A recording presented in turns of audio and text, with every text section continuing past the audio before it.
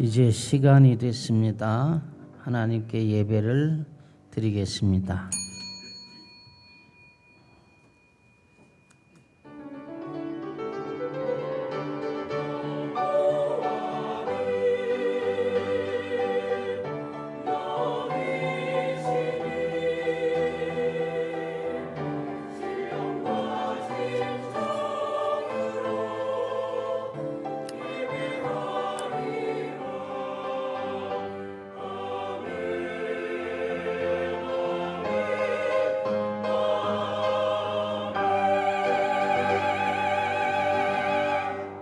허물의 사함을 받고 죄가 가리워진 자는 복이 있도다.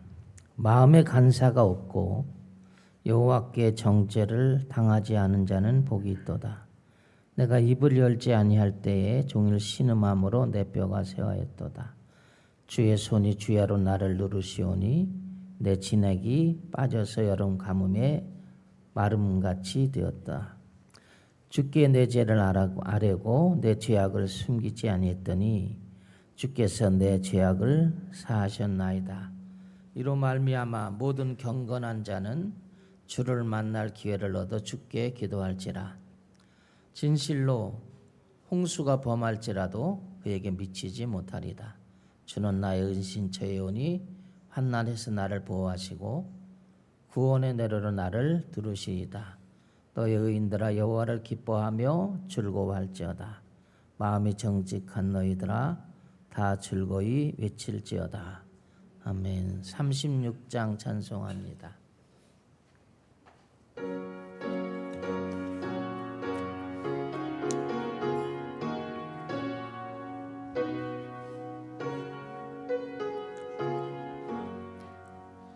주 예수 이름 높이여 저 찬양하여라.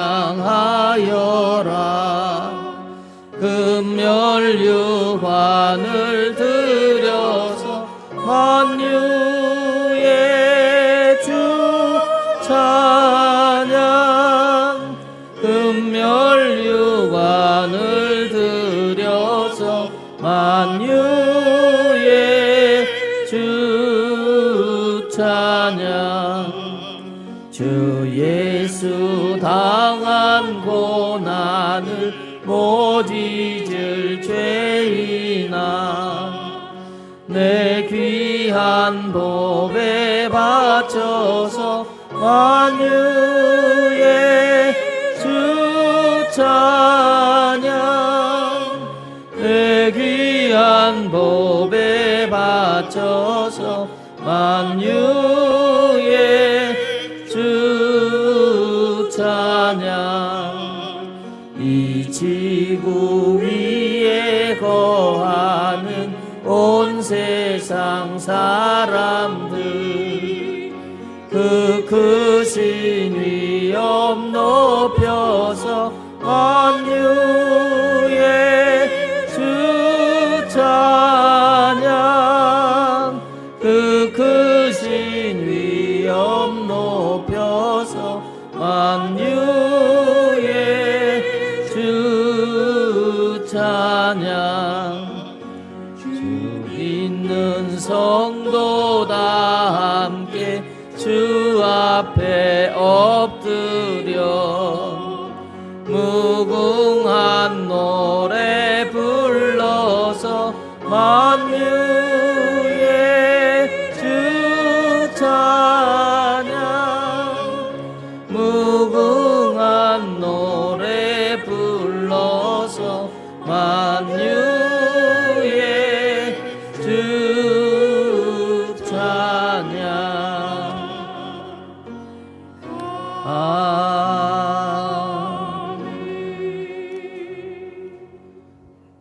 요즘 구약 성경 통독 시작했지요. 여호수아서부터 에스더까지 보게 됩니다. 11월 28일이 에스더가 끝나는 날이 됩니다.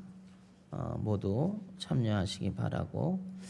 역사서를 우리가 읽는 동안 역사서의 맥을 쉽게 설명해 주는 시간을 교회에서 사역으로 마련했어요. 그래서 서울 장신대 구약을 가리키는 허신욱 교수가 와서 9일, 16일, 23일, 31일 이렇게 강의를 하게 되는데 오후 1시부터 점심 먹고 바로 여기서 시작하고 2시까지 합니다. 그러니까 8월 한 달간 주간에는 저녁 예배가 없습니다.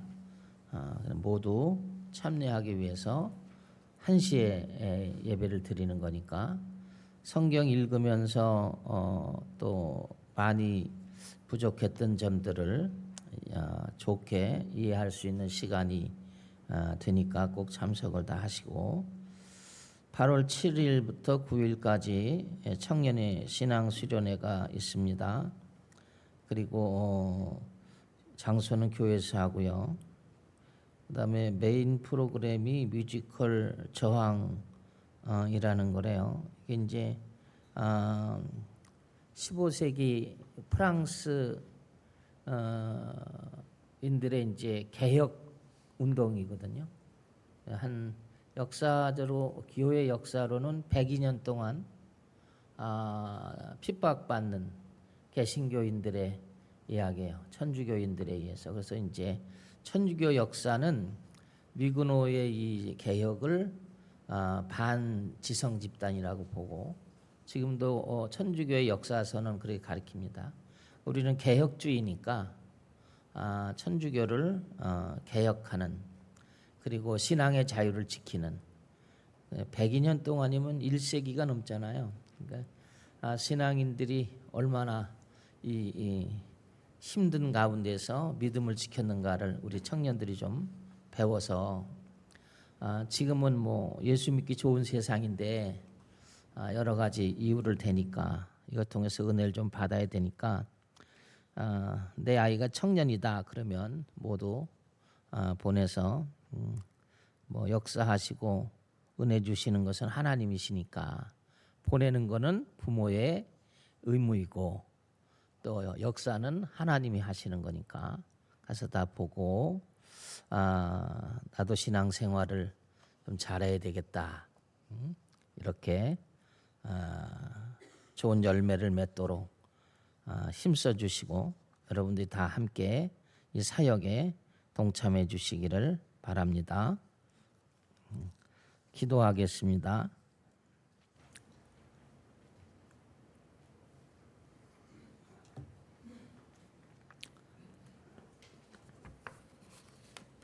기도하시겠습니다. 사랑과 은혜가 충만하신 하나님, 8월 첫 주일에 주님의 전에 나와 예배를 드릴 수 있도록 우리의 삶을 허락하셔서 감사드립니다. 이 시간 주님께 온 마음과 정성을 다해 예배드리기 원하오니 저희들의 마음과 생각을 주관하여 주시옵소서. 매 순간 우리와 함께 하시는 주님의 은혜로 한 주도 무더위 가운데 일상을 잘 보낼 수 있었음에 감사를 드립니다. 그럼에도 주님만 의지하지 못하고 교만했던 모든 시간을 회개하오니 이 시간 용서하여 주시고 예배를 통하여 회복시켜 주시옵소서. 말씀으로 우리를 찾아와 주시고 깨닫게 하시는 주님, 구약 역사서 성경 통독이 시작되었습니다. 영덕교회 전 교인이 말씀으로 믿음을 더욱 성장시키며 주님의 자녀로서 목적과 방향을 바르게 세워나갈 수 있도록 친히 우리를 인도하여 주시옵소서. 주님, 믿음의 공동체 안에서 여름 신앙 수련회를 진행할 수 있게 하셔서 감사를 드립니다. 8월 7일부터 시작되는 청년부 학예 수련회가 예배와 말씀과 기도를 통해 청년들이 하나님을 깊이 만나고 세상에서도 승리하며 살아갈 수 있도록 은혜의 시간으로 채워지기를 원합니다. 모든 시간 함께하여 주시옵소서. 오늘 드리는 귀한 예배 가운데 저희들의 헌신의 손길과 마음을 기뻐 받아주시고 말씀을 전하시는 목사님의 영가육이 날마다 강건하셔서 교회를 이끌어 가시는데 부족함이 없게 하여 주시옵소서. 먼 곳에서 사명을 감당하고 계시는 선교사님 두 분의 건강을 지켜주시고 안전케 하시며 계획된 사역이 잘 이루어지도록 모든 필요를 채워주시옵소서. 또한 여러 가지 어려운 상황으로 예배의 자리에 함께하지 못한 주님의 자녀들을 기억하여 주시고 특별히 육신의 질병으로 어려운 주님의 자녀들에게 한없는 은혜와 사랑으로 치유와 평안을 허락해 주시기를 소망합니다. 오늘 이 예배 가운데 주님께서 온전히 함께 하심을 믿으며 모든 말씀을 예수님의 이름으로 기도드립니다. 아멘.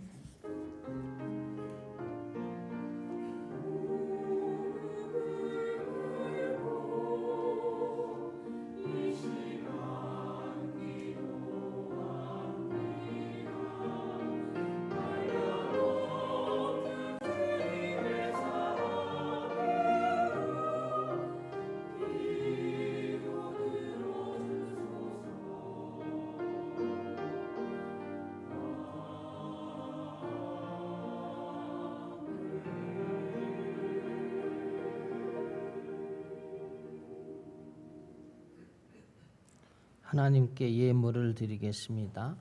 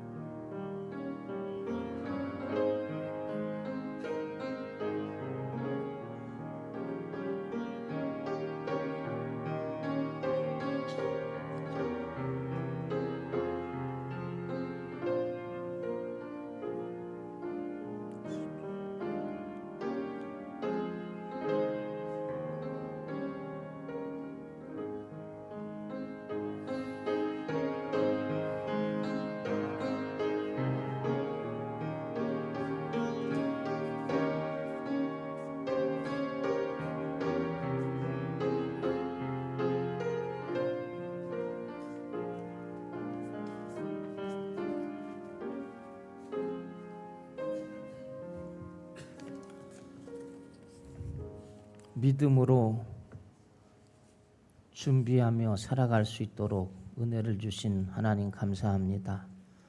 사랑하는 하나님 백성들이 매일 은혜 가운데 살며 하나님 말씀의 은혜를 누리고 예비한 예물을 하나님께 드립니다. 믿음으로 준비한 이 예물들 위에 축복하시기를 원합니다.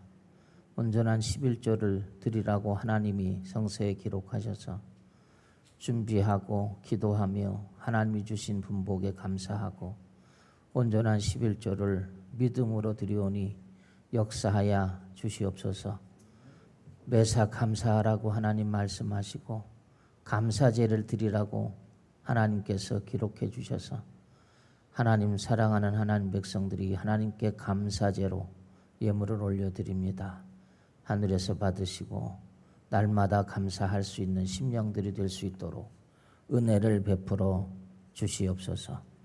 건축 예물을 드리니 받아주셔서 하나님 예수 그리스도의 말씀 위에 우리의 믿음의 집을 짓고 예수 그리스도를 통해서 어느 날 또는 다가오는 날들 주님의 나라에 임할 때 주님이 지으신 집, 주님께서 말씀하신 대로 손으로 짓지 않는 것, 하나님이 지은 집에 우리가 들어가 산다고 하셨으니 이 예물을 받으시고 예수님 말씀 위에서 구원의 확신과 영생의 확신을 가지고 하나님 나라를 향해 가는데 흔들림이 없도록 주님께서 우리에게 은혜를 더하여 주시고 반석 위에 믿음의 집을 잘 쌓을 수 있도록 날마다 붙들어 주시기를 원합니다.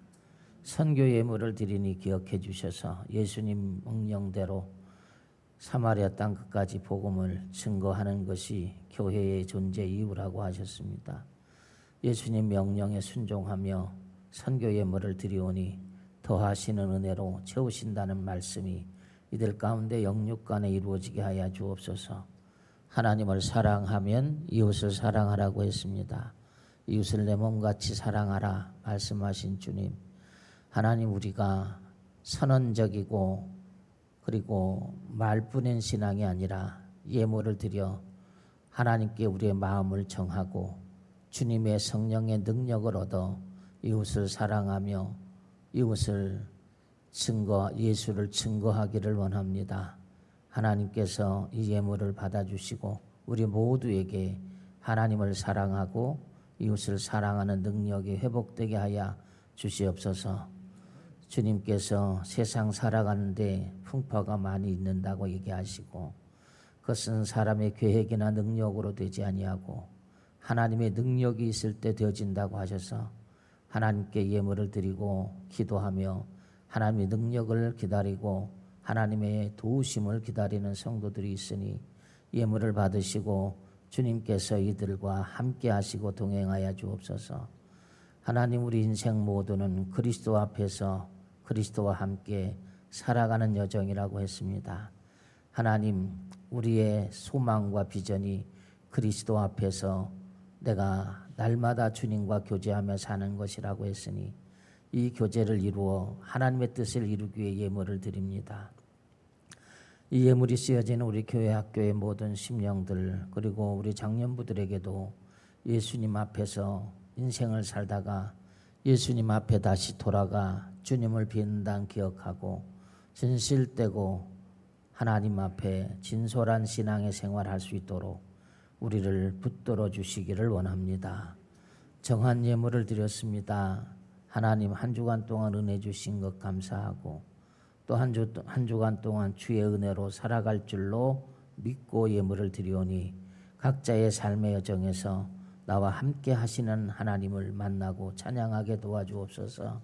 주일 예물을 드렸으니 말씀을 기억하게 하시고 오늘 주의 말씀을 들으며 내가 살아가야 될 주님의 자녀로서의 소명 깨닫게 하시고 세워지게 도와주시옵소서. 예수님 이름으로 감사하고 기도합니다.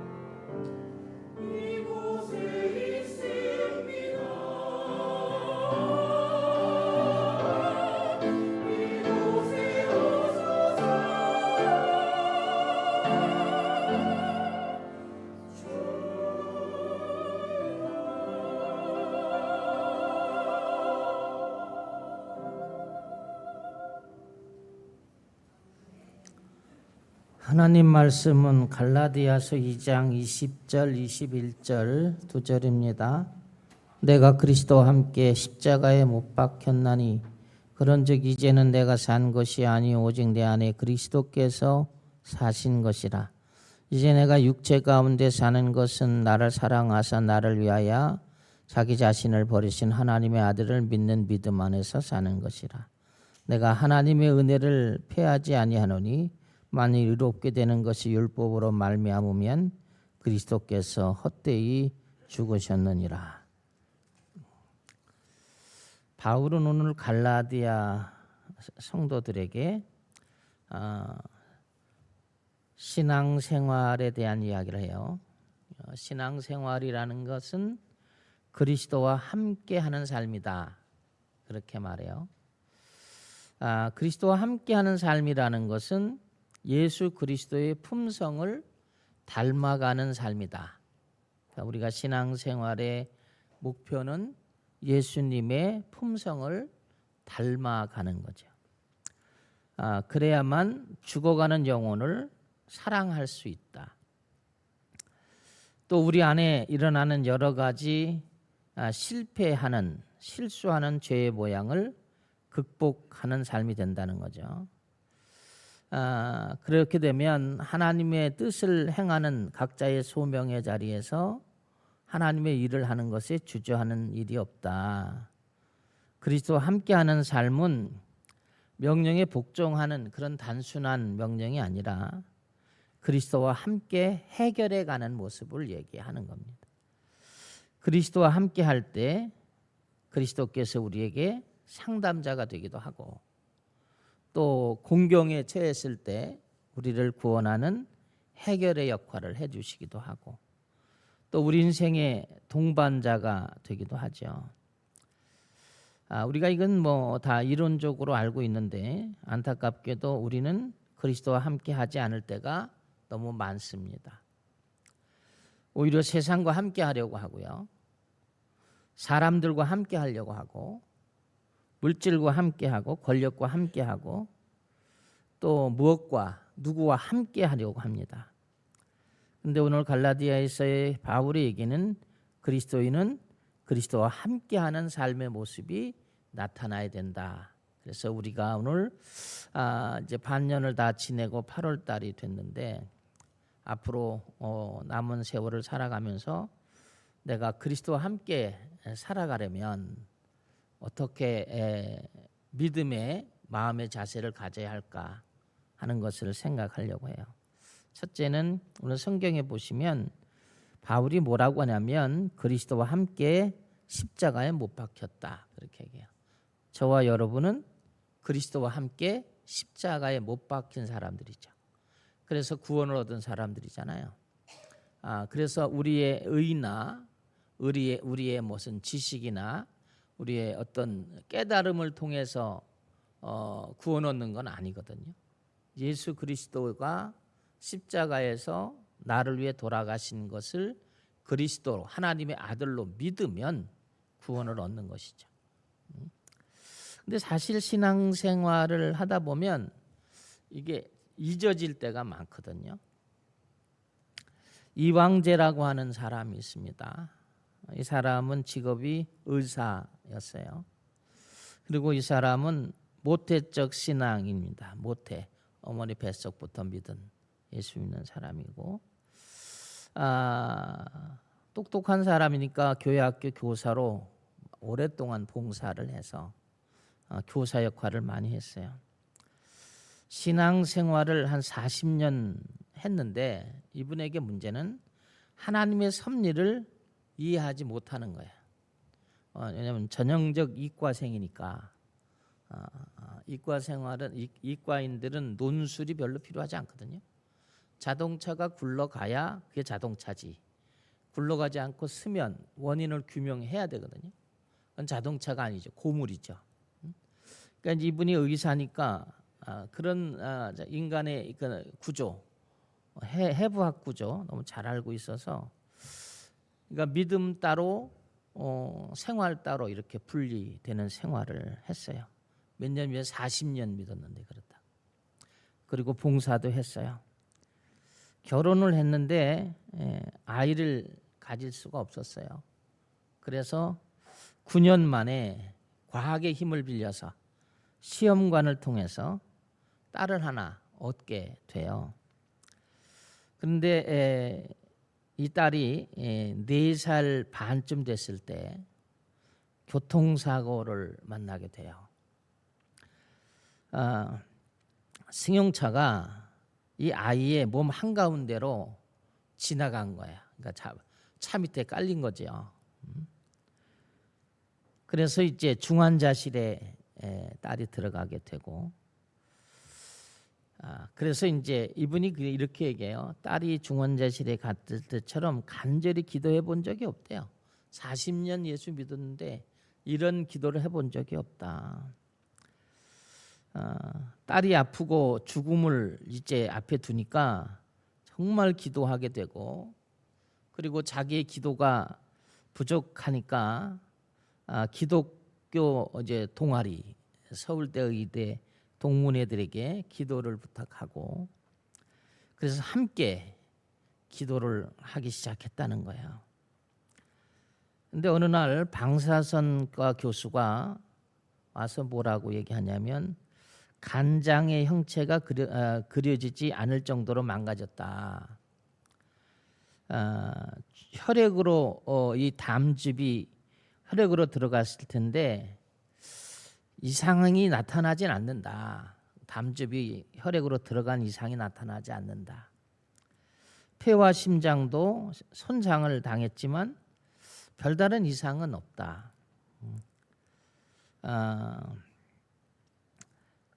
바뀌어진 것이 이제 있다면 바뀌어 짓이겨진 간장이 2주 만에 재생이 되었다는 거예요. 이황재라는 사람이 자신의 체험을 하면서 이제부터 자기의 주장했던 기적은 비논리성에 근거한 것이다. 이렇게 믿어왔던 신앙을 내려놓게 되죠. 하나님이 지키심을 확신하고 소극적인 신앙에서 적극적인 신앙으로 바뀌게 됩니다. 예전에는 자기와 가족만을 위해서 기도했던 이기적인 신앙이었는데 그 다음부터는 함께 기도의 도움을 받았던 이제 동아리들 있잖아요. 의사 선생님들과 함께 어려운 이들을 위해서 기도하고, 그럼 자기 신앙이 조금씩 변화가 됐다는 거예요. 이분이 말해요. 위기와 어려움을 당하지 않으면 하나님의 살아계심을 믿지 못하게 된다는 거죠. 그것이 세상의 학문이 그렇게 만든다는 거거든요. 위기와 고통을 만날 때 정말 하나님을 부르게 되더라. 하나님을 만나게 되고, 또 본인이 딸이 지금 살아 있으니까 기적을 경험하게 되고, 그리고 하나님을 전하는 복음을 전하는 기회가 됐다. 그래서 지금도 이분은 그리스도를 함께 살아가는 역할을 많이 하거든요. 이분이 이제 집안의 내력이 자기네 집도 그렇고 부인 집도 그렇고 고지혈증 뭐 이런 것들이 많아서 그래서 일찍 사망을 하는 집안이라는 거예요. 그래서 열심히 자기가 하나님에게 주신 그 지식적 능력이 많으니까 열심히 연구해서 이거 의사의 자기의 과학적인 지식으로는 자기 장인과 자기 아버지가 한 60인가 뭐 이렇게 당신이 얘기할 때 조금 넘어야 인생이 마감하는데 80이 넘도록 살게 됐다는 거예요. 그래서 자기가 발견한 게 사람은 모든 짐승은 자기 몸 안에서 비타민 C를 생성하는 구조가 돼 있는데 의사로서 연구해 보니까 사람은 비타민 C를 몸에서 만들지를 못한다는 거예요. 그래서 만병이 시작이 되고, 그래서 저항력이 떨어지면서 생명이 다한다는 걸 알아서 이제 부모님에게, 장인 장모와 부모에게 이걸 계속 먹이기 시작하면서 이제 80일 넘게 살았다. 그것이 이제 지금 의학 잡지에 기록되어 있는 논문이 있다는 거예요. 세계적인 자기가 이게 권위자다 뭐 이렇게 얘기해요. 그러면서 이제 다니면서 복음을 전하게 되고요. 그렇게 됩니다. 한동안 우리나라에도 이 사람 때문에 비타민C가 잘 팔려서 돈을 많이 벌었다고 하기도 하더라고요. 우리가 20절 상관절에 보면 우리가 사는 것을 바울이 뭐라고 하냐면 내가 그리스도와 함께 십자가에 못 박혔다 이렇게 말해요. 우리 성경은 이렇게 아주 쉽게 번역하니까 그런데 원래 그리스어로 되어 있는 원래 원서에 보면 이렇게 직역하면 될 거예요. 지금까지 내가 십자가에 못 박혀 왔고 지금도 십자가에 못 박혀 있다. 그런 의미예요. 그러니까 여기 보면 지금까지 내가 십자가에 못 박혔다. 이렇게 간단한 게 아니라 그것이 거기서 끝난 게 아니라 지금도 못 박히고 있다. 이렇게 해석하는 게 이제 원래 성경 의미에 맞는 거거든요. 바울도 예수님을 만난 다음에 고린도전서 2장 2절에 뭐라고 그러냐면 내가 너희 중에서 예수 그리스도와 예수 그리스도의 십자가에 못 박힌 것 외에는 아무것도 알지 않기로 작정했다. 아무것도 아는 게 않기로 했다는 거예요. 십자가에 못 박힌 예수 외에는 보지 않겠다 이렇게 고백해요. 과거는 십자가에 못 박았다. 바울은 고린도전서 15장 31절에 나는 날마다 죽는다 이렇게 고백하지요.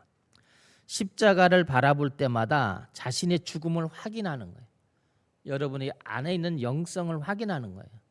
내가 예수님보다 앞서려고 하는 거 또 이런 것들을 확인하는 작업을 하고 있다는 거든요. 그래서 우리에게 뭐라고 얘기하냐면 갈라디아 교인들에게 그리스도와 함께 죽어야 된다. 죽어야 된다. 내가 죽지 않으면 나 때문에 불행하게 된다. 가정도 내가 죽으면 사는데 내가 안 죽고 똑똑하면 불행해야 된다. 그걸로 사람들이 뭐라고 하죠? 성격이 안 맞아서 헤어졌다. 이렇게 얘기하죠. 성격이 안 맞다. 신앙생활로 돌아오면 교회가 소란스러워져. 자기가 맞다는 거예요. 그리고 여러 가지 이야기를 하게 되죠. 그런데 먼저 내가 죽으면 함께 죽으면 온전히 세워지는 거거든요. 그래서 갈라디아서 5장 24절에 이렇게 말해요. 그리스도 예수의 사람들은 저와 여러분들이죠. 육체와 함께 그 정과 욕심을 십자가에 못 박았느니라 그렇게 말해요. 옛사람은 그리스도와 함께 반드시 죽어야 되고 지금보다 더 죽어야 되고 그리스도와 함께 죽을 때 우리가 겸손해지고 고집부리지 않고 바로 내가 예수님 때문에 구원받은 자임을 확인하게 된다는 거예요. 내가 지금 예수님보다 너무 앞서고 가는 건 아닌가. 내 생각이 예수님 생각보다 먼저 앞선 것은 아닌가. 제가 이걸 이제 우리나라에는 예수님이 너무 많아. 온통 예수님들만 있어. 그리고 맨날 틀렸다 그러고 맞다 그래. 본인이 예수님도 아닌데 그러다 보니까 많은 어려움들이 있죠. 반목과 질시가 있고 타가당이 세워지고 하나님이 원하지 않는 일들이 생겨진다고요. 만약 여러분이 그리스도인이에요. 십자가에 죽어야 되는데 죽지 않고 여러분의 의의를 드러낸다면 그것은 곧 불행의 시작이 되고 예수님은 또 우리를 위해서 기도해야 되는 중보의 사역을 하셔야 되는 일이 생긴다. 제일 먼저 기본적으로 예수를 믿는 우리는 내가 지금 그리스도와 함께 십자가에 못 박힌 삶인가라는 것을 생각하라는 거예요. 갈라디아 교회의 성도들이 이제 이것이 안 돼서 유대인도 있었고 우리 먼저 갈라디아서 우리 강해를 배웠으니까 새벽에 유대인도 있고 이방인인데 그리스도인이 된 사람도 있고 여러 사람들이 교회에 모이긴 했는데 그리스 철학자들도 있고 로마의 정치가들도 있고 부자도 있고 가난한 사람도 있고 나름대로 자기들의 이론을 이렇게 교회에 와서 이야기하다 보니까 이게 문제가 생기잖아요. 권력이 있고 능력이 있는 사람들은 자기들끼리 와서 애찬식을 하고 가고, 또 가난한 교인들은 와서 불만이 생기고, 그래서 교회 안에서 이게 세상처럼 평화의 공동체가 아니라 분리의 공동체가 생겨버리고, 이게 이제 목회서신에서 이야기하는 거거든요. 근데 바울이 이런 사람들에게 그리스도의 십자가를 통해서 구원 얻은 사람들은 그렇게 하면 안 된다는 거예요. 그리스도의 십자가를 바라보는 사람들은, 여러분 앞에 십자가 있는데 이게 우상이 아니라 내가 십자가 앞에서 내 의의를 죽이고 사냐 하는 것을 확인하는 시간이 돼야 한다는 거예요. 오늘 첫 번째, 여러분이 고집부리고 십자가에 죽어서 구원받은 죄인인데 죄인이 아니라고 자신 있게 이야기한다면 회개하시는 시간을 가지시기를 부탁을 드립니다. 두 번째로, 우리가 십자가에 못 박혀 죽은 인생이 되고, 그리고 옛사람이 죽고 새사람이 되면 뭐라고 했냐면 그리스도께서 내 안에 사신다. 그렇게 본인이 알게 된다는 거예요. 본인이. 채워주심이라는 책이 있어요. 이 책의 내용을 이제 소개를 하는데, 이것은 소설이 아니고 이거는 이제 기행문처럼 쓰여진 사실의 이야기를 기록한 책입니다. 미국 애리조나 북동쪽 사막 지역에 호피 부족이라는 인디언이 살고 있대요. 그래서 보스턴 지역에 있는 한인 교회들마다 선교팀을 짜서 이 부족에게 선교를 하고 전도를 했다는 거예요. 전도를 마치고 저녁 집회에 부족들을, 이 호피족을 초대를 합니다. 본인들은 전도의 복음을 전했으니까 인디언들이 교회에 넘칠 거라고 기대했는데 그냥 고작 5명 정도 왔다가 가고 다음 주에는 오지 않고, 그래서 어느 날 이제 선교팀이 이거 선교를 했는데 이게 참 안 되는구나. 그래서 이제 기도회를 했다는 거예요. 그때 이제 한국에서 공부하러 왔던 어떤 이제 형제가 박사학위를 받고 이제 고국으로 돌아가기 전에 이 기도에 참여했다가 이렇게 이야기를 하는 겁니다. 나에게 성령께서 깨우침을 주었습니다. 은혜를 받았다, 그 말이. 그래서 이것을 나누고 싶습니다. 그럼 눈물을 흘리더라는 거예요.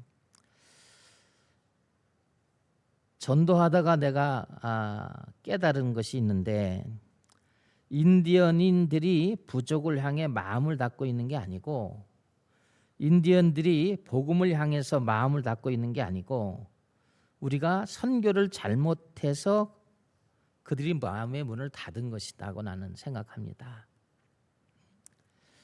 그리스도인들을 향해서 마음을 닫았다는 거예요. 예수님을 향해서 마음을 닫은 게 아니고.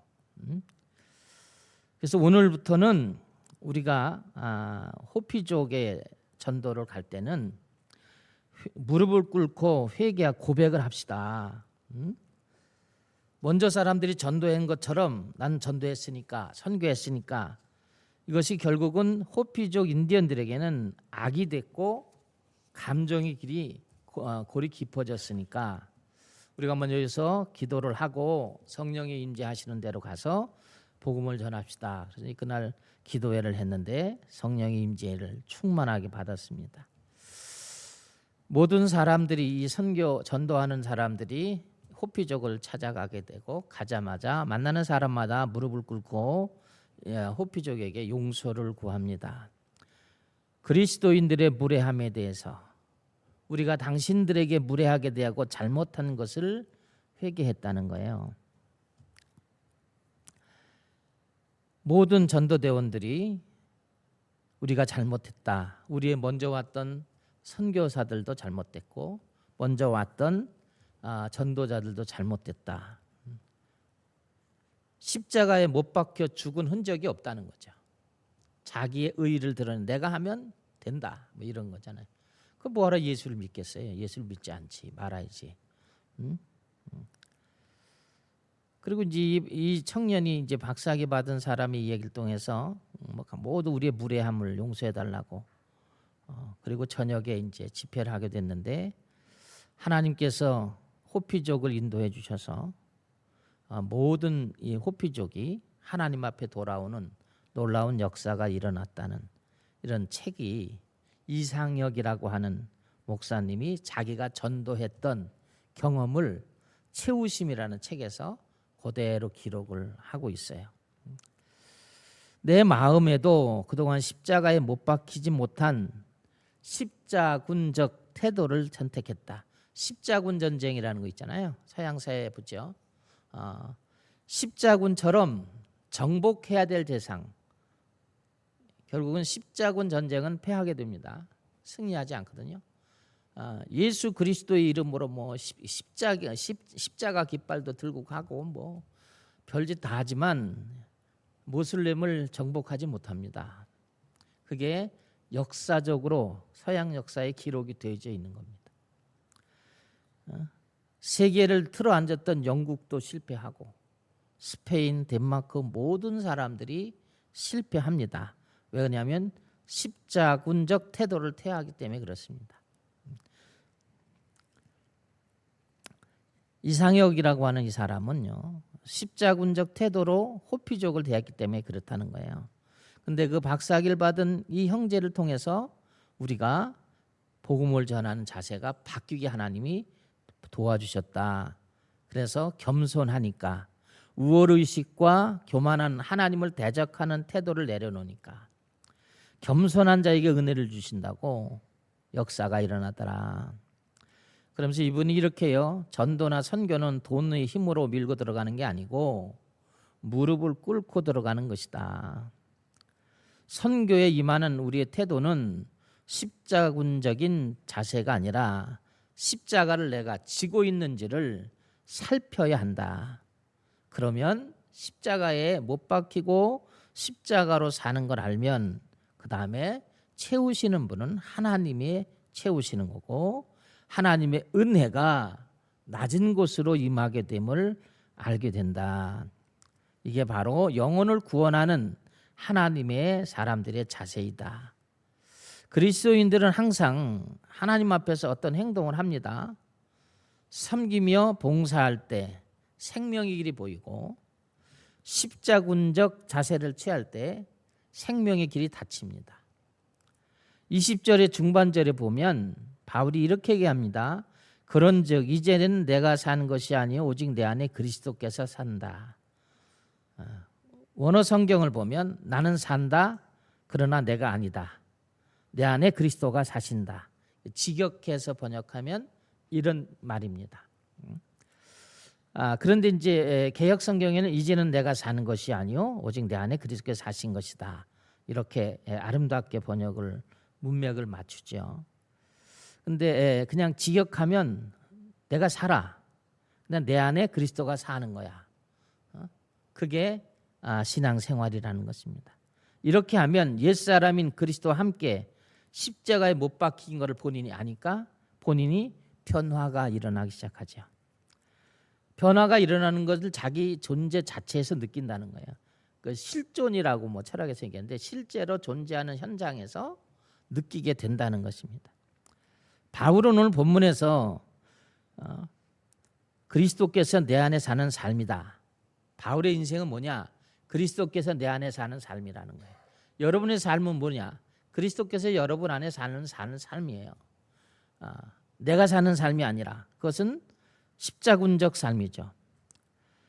이런 사람을 거듭난 사람이고, 이제 거듭난 거는 뭐 자꾸 어디 다른 데서 쓰니까 그냥 바울의 다른 말로 하면 새 사람이다.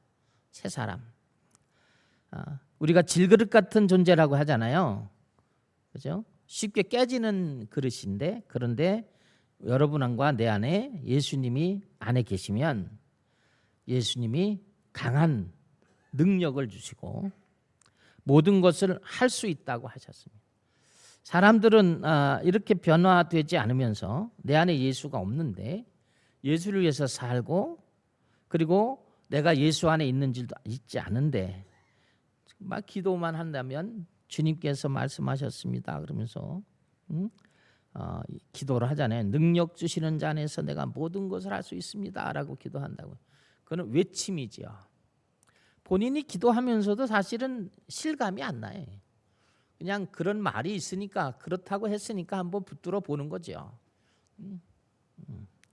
근데 하나님은 그런 것에 소리 지른다고 해서 그게 들어주시는 하나님은 아니시라는 거예요.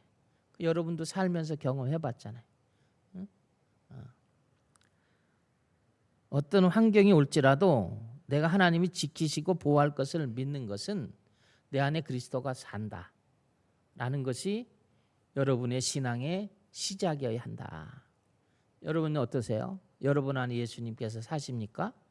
아니면 여러분 안에 여러분이 살고 있고 한편에는 예수님이 산다고 그렇게 착각하고 있지는 않는지, 그것이 변화의 시작이 되지요. 두 번째는 우리가 확인해야 될 것은 내 안에 그리스도께서 산다라는 것을 확인하는 이 아침이 되시기를 축원합니다. 세 번째는 그러면 우리가 어떻게 사냐? 하나님의 아들 예수 그리스도를 믿는 믿음 안에서 사는 것이다. 이렇게 얘기를 해요. 예수 그리스도를 믿는 믿음 안에서 사는 것이다. 인도에 날라마람이라는 작은 교회가 있어요. 여기 이제 선교사님이 파송이 돼서 예배를 인도하게 돼요. 근데 어느 날 이 지저분한 옷을 입은 여인이 교회에 들어옵니다. 남루한 옷인데 냄새도 많이 나고, 그래서 교인들이 예배를 드리는데 선교사가 생각할 때는 방해가 된다고 생각을 했어요. 그래서 예배가 끝나고 선교사가 조용히 이 여인을 부릅니다. 왜 이런 옷차림으로 예배에 참석을 하였습니까? 다른 옷은 없습니까? 그랬더니 이 여인이 뭐라고 얘기하냐면 이 옷은 내가 가진 옷 중에 제일 좋은 것입니다. 선교사가 측은히 생각이 들어서 그렇게 가난하십니까? 라고 물었더니 이 여인이 그래요. 아닙니다. 저는 많은 보석과 돈이 있었습니다. 근데 마을의 권력자가 이것을 가져갔습니다. 가로채 가버렸습니다. 보석과 돈을 돌려주는 조건으로 예수를 버리면 그러면 돌려주겠다고 합니다. 그런데 선교사 그럼 그렇게 해서라도 예전처럼 좀 사시면 안 될까요? 그랬더니 이 여인이 뭐라고 했냐면 비록 가난하게 살아도 나를 위해 죽으시고 나를 위해 다시 사신 예수를 모시고 사는 것은 많은 재물을 가진 불신자로 사는 것보다 훨씬 평안합니다. 나는 이런 확신이 있습니다. 그래서 남루한 옷을 입어도 부끄럽지 않습니다. 오히려 나는 이 시간 마음의 평강이 충만합니다. 여러분, 사람들은 평강을 원합니다. 눈에 보이는 것이 아니라 보이지 않는 믿음이 중요함을 깨달아야 됩니다. 믿음의 심지가 견고한가를 물어야 된다는 거예요. 물어야 된다. 20절 하반절에 보면 이제 내가 육체 가운데 사는 것은 나를 사랑하사 나를 위하여 자기 몸을 버리신 하나님의 아들을 믿는 믿음 안에 사는 것이다. 십자가에 달린 예수 그리스도와 함께 사는 자들은 삶의 방법이 다르다는 거예요. 삶의 방법이 다르다. 과거에는 내 실력으로 살았다면, 과거엔 내가 가진 것으로 살았다면 이제는 믿음으로 살아간다는 거예요. 믿음으로 살면 어떨까요? 두려움이 없어집니다. 믿음으로 살면 염려가 없어집니다. 믿음으로 살면 걱정 근심이 없어집니다. 말라미 교회 여인처럼 평안과 기쁨이 우리 안에 찾아오게 된다는 거예요. 그리스도인들은 나를 사랑하시고 저와 여러분을 사랑해서 자기의 몸을 버리신 하나님의 아들을 믿는다고 해요. 근데 믿음 안에서 살아가지 않아요. 살지 않습니다. 그래서 신앙생활을 실리적으로 하면 안 된다는 거예요. 자기 이익에 반하거나 자기 어떤 위치나 자기 어떤 것에 의해서는 안 되는 것이죠. 믿음 안에 사는 사람은 하나님의 아들을 믿는 것으로만 만족하는 것입니다. 근데 우리는 어떻습니까?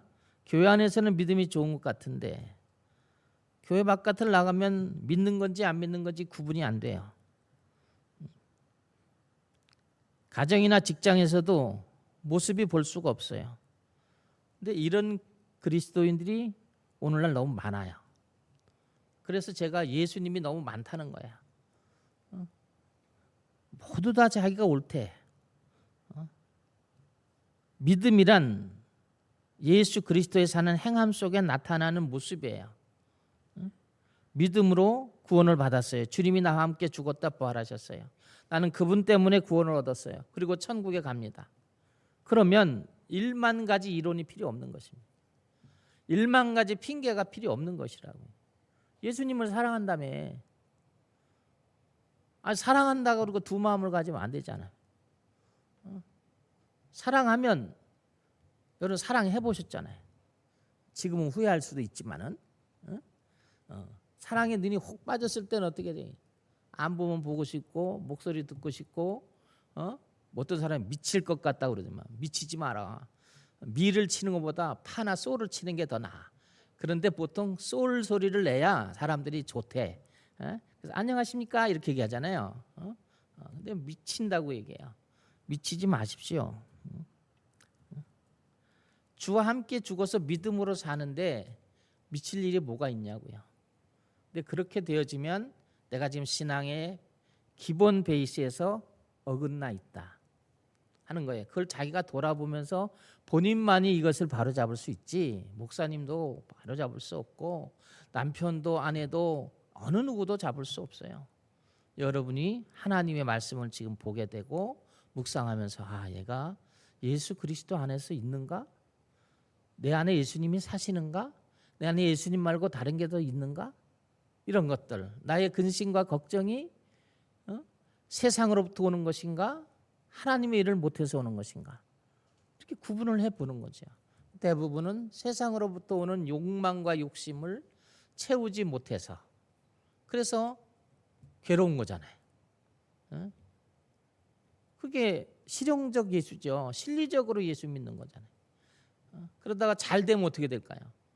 예수님 뒤도 안 본다고 해요. 예배 그건 개나 물어줘라는 거지. 지금 세상이 나를 부르고 자연이 나를 부르는데 참 아름다워라 찬송가도 부르면서 세상으로 달려가지 않아요? 그러나 이 예배를 드리는 시간, 여러분과 하나님과 만나는 시간은 다시 이 시간 말고는 없다.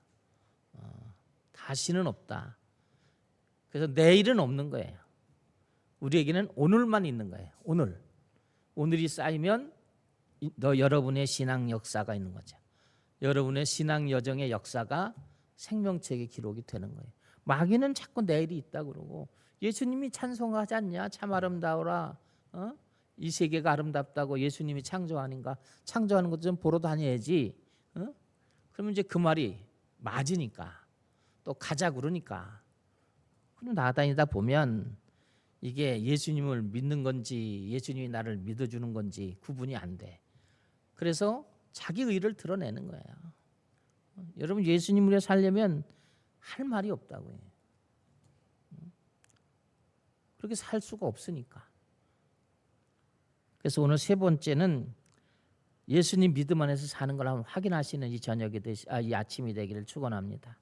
여러분 내가 지금 여태까지 신앙 여정을 지나왔는데 내가 예수님을 위해 사나 아니면 예수님을 좀 이렇게 도움을 받아서 내가 원하는 것을 얻어서 살려고 하는 건가 하는 거죠. 말씀을 정리해 보자고요. 바울이 왜 이렇게 얘기하냐면 우리가 최악의 상황에서 최선의 승리를 하는 방법을 가르쳐줘요. 최악의 상황이 올 때 최선으로 승리할 수 있는 이유는 날마다 내가 죽었기 때문에 그렇다는 거예요.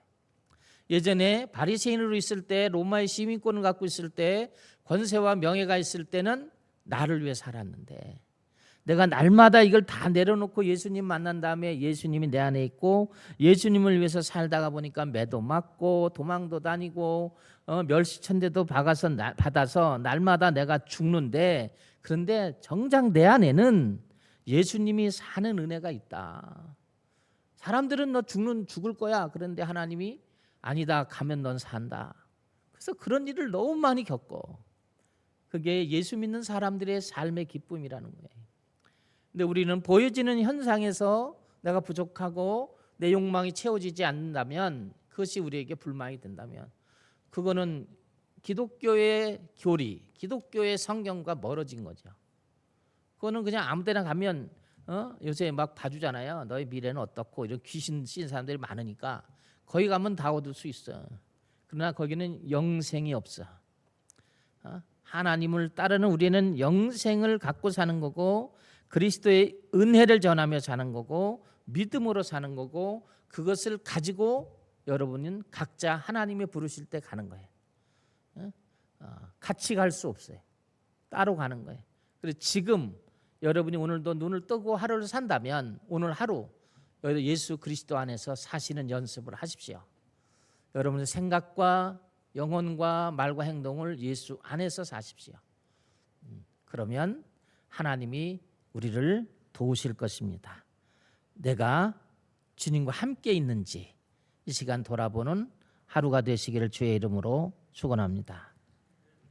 하나님, 우리는 최악의 상황에서 최선의 승리를 얻는 것, 그것은 예수님처럼 십자가에 못 박힌 우리가 예수 그리스도로 구원 얻고 그리스도께서 내 안에 사시고 그 믿음을 세상에 전하는 삶, 그것을 죽는 것 같지만 살고 그리고 어려운 것 같지만 승리하는 삶이 된다고 우리에게 은혜의 말씀을 주십니다. 하나님, 우리가 예수 그리스도와 함께 이 세상 끝나는 날까지, 주님이 부르시는 날까지 승리할 수 있도록 은혜를 주시고 축복해 주시옵소서. 예수님 이름으로 감사하고 기도합니다. 406장 찬송합니다.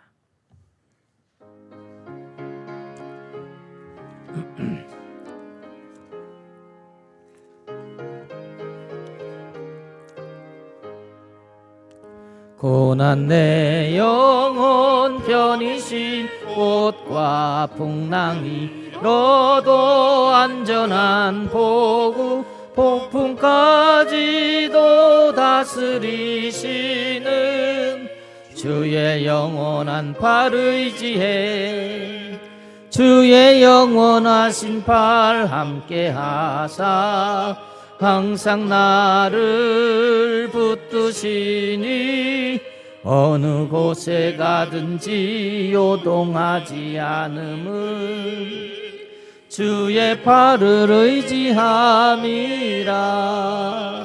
세상 친구들 나를 버려도 예수 늘 함께 동행함으로 주의 은혜가 충만하리니 주의 영원한 팔 의지해 주의 영원하신 팔 함께하사 항상 나를 붙드시니 어느 곳에 가든지 요동하지 않음은 주의 팔을 의지함이라. 나의 믿음이 연약해져 미리 예비한 힘을 주시며 위태할 때도 안보하시는 주의 영원한 팔 의지해 주의 영원하신 팔 함께하사 항상 나를 붙드시니 어느 곳에 가든지 요동하지 않음은 주의 팔을 의지함이라. 능치 못한 것 주께 없음 나의 일생을 주께 맡기며 나의 모든 짐 대신 지시는 주의 영원한 팔 의지해 주의 영원하신 팔 함께하사 항상 나를 붙드시니 어느 곳에 가든지 요동하지 않음은 주의 팔을 의지함이라. 기도하겠습니다. 여러분, 내가 예수님의 보혈로 구원 얻었습니까? 내가 그러면 그리스도 안에서 사는지, 하나님의 아들을 믿고 사는지, 나를 통해서 많은 사람이 영혼이 회복되고 있는지 돌아보시고 기도하셔서 쓰임 받았고 하나님 그리스도와 함께 남은 여생 사시기를 위해 기도합시다.